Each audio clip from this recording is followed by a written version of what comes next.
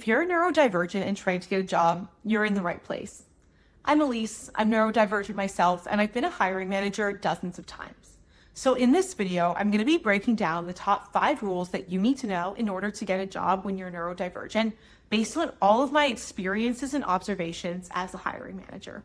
Really quickly, before we get into that, last week I broke down the top 5 rules based on my experiences building a nonprofit that's helped 15,000 people double their income. So I will link that video in the description. And if I can figure out how to do it, I'll link it somewhere here, TBD. Okay, now let's get into the 5 rules based on my experiences as a hiring manager. Rule number 1 is to always send a follow-up thank you email. This can truly be make or break.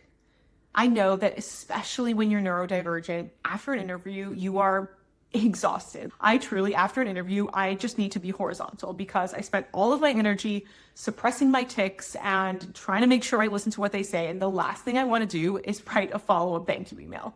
But truly, it is so important. So if you're exhausted, it's okay. Take a rest. Be horizontal to what you need to do. But before the end of the day, make sure you get that follow-up email out.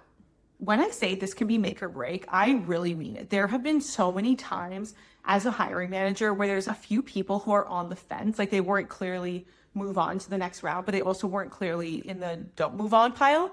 And I would look towards whether or not they sent a follow-up email to decide which way they went. Sending a follow-up email just shows that you're really serious and excited about the opportunity, and that can make a big difference. It also can give you a chance to reiterate what makes you a good candidate. For example, when I send follow-up emails, I like to mention something that we talked about, something about the culture or way of working, and then say that that's a fit for me. So for example, I might be like, I loved hearing about the bias towards action and the something in your culture because those resonate with how I thrive and do my best work. I know it's really easy to overthink this follow-up email. I would say don't stress about it. I think 3 to 4 sentences is great. Just make sure you do it.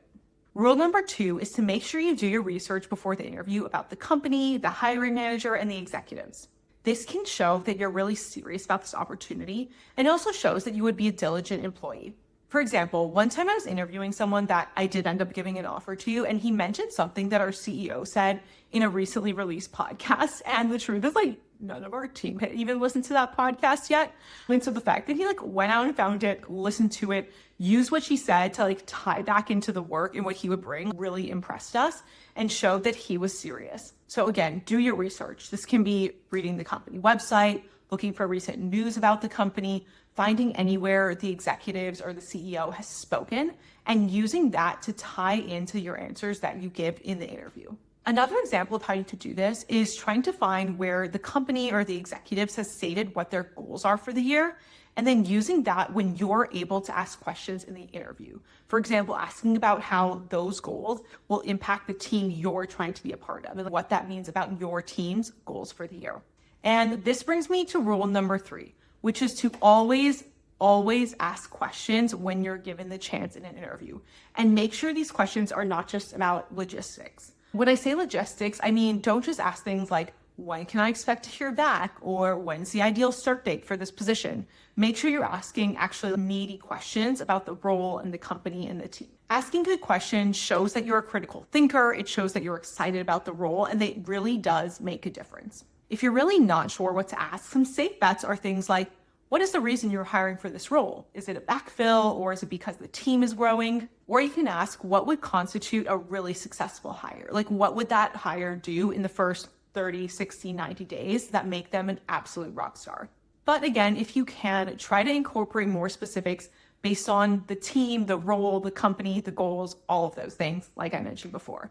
Rule number 4, and this might sound silly, but rule number 4 is to make sure that you are on time. You would be surprised how often people are not on time for interviews. And honestly, as a hiring manager, unless they give me a really clear but concise reason, I will typically kind of write them off. And I think a lot of hiring managers would do the same. And honestly, I know that as a neurodivergent person, this can be hard, but with our time blindness and executive dysfunction, all of that. And so I personally would recommend just, if it's a virtual interview, setting an alarm for 2 to 3 minutes before the interview starts. And that can hopefully just, 1, make sure you're on time, and 2, just give you a little bit more ease throughout the day. So you're not constantly being like, wait, oh my God, okay, am I supposed to be on now? Do I have to be on now? You just know my alarm will go off. when it's my interview time. And if you want, set 2 alarms, set 3 alarms, do what you need to do to make sure you're on time and that you're not like constantly worried about being on time the whole day. Of course, if it's an in-person interview, you should set an alarm for when you need to be out the door to head over there. Maybe even an alarm for when you have to start getting dressed and getting ready before you have to be out the door, and so on. Again, I know it seems so simple and so obvious, but in practice, it's not always that easy, and people really do mess this one up a lot. Rule number 5 is to ensure that you're prepared to answer interview questions. And so that rule is to prepare 3 to 5 stories about yourself and your experiences that you can apply to whatever interview question you get. This is specifically for those behavioral type questions, those ones that are like, tell me about a time that you worked through a challenge, or tell me about a time that you convinced your boss to take a different course of action, things like that. And because you're not really sure what behavioral questions you'll get, it's really good to make sure you have a few stories prepared where each story could apply to a few different questions. So you prepare a few stories. And so once you prepare one, you say, okay, I think this one could apply when they're asking questions about my persistence or my attention to detail or some other quality. Okay, then you prepare another story. You say, okay, I think this one could apply when they're asking about teamwork and, this quality and that quality, such that once you're done with your 3 to 5 stories and each of them could apply to multiple questions, you have this really full menu or database almost to select from, such that you're prepared for all of these questions. And you actually know those stories pretty well. So you're not just winging it on the spot because you're like, oh, I thought of this story that could apply to this question, but you've actually never really thought through that story before. And you're like trying to remember the details of it in the moment. No, you've already thought through all the details. You know what the punchline of the story is, or like not the punchline, but the main point or the main message of the story, what you're trying to communicate, and you have those ready. Again, prepare 3 to 5, make sure each of those could apply to multiple questions, and then know those stories inside and out. As a hiring manager, it makes a really big difference when I'm hearing an interview answer where the person clearly knows the details of their story and that story really clearly answers my question. Because when someone answers it well, it means that I gain confidence that they can do that thing I'm asking about, or they have that quality that I'm asking about. And it makes them seem like a better communicator, which is very important in a lot of jobs. So there you have it. Those are my top 5 rules for getting a job when you're neurodivergent based on all of my experiences as a hiring manager. Like I said, I'm neurodivergent myself, and I care a lot about helping other neurodivergent people to get into careers and thrive in those careers. So make sure that you subscribe so you can get more content like this going forward.